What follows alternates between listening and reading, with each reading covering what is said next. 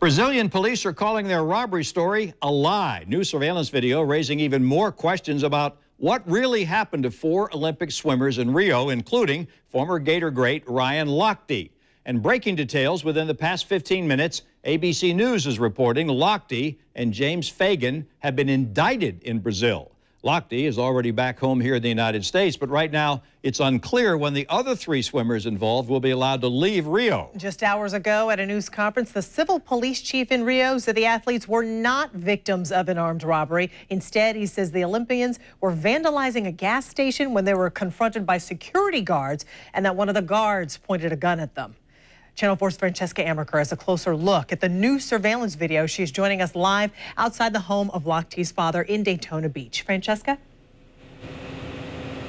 That's right, Joy. I am in Daytona Beach, and this is the home that we believe is Stephen Lochte, the father of Ryan Lochte. We were trying to come out here and see what he has to say, especially after, within the past 15 minutes, he found out his son has been indicted. Now, again, we have knocked on this door. No one has come to the door just yet, but I want to go ahead and show you video that is really making its way across the country and also the world. Now, this is their surveillance video, and the video shows the swimmers at a gas station getting into a taxi, and when a man approaches the vehicle with his hand raised.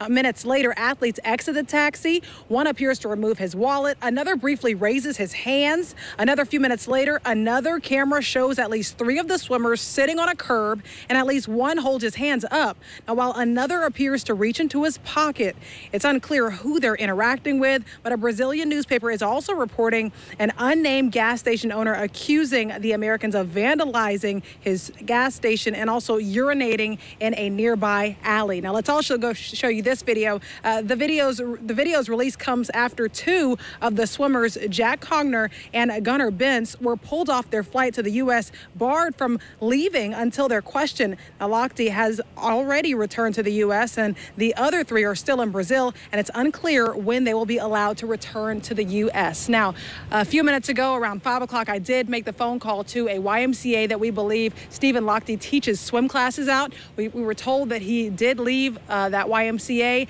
around 5 p.m. It's 6 o'clock now. We've been at his home trying to see if he wants to say anything about the allegations that have been brought upon his son. And if we get anything, I'll be sure to tweet it out and let you know right here on News4JAX. I'm live, Daytona Beach. Francesca Amaker, Channel 4, the local station.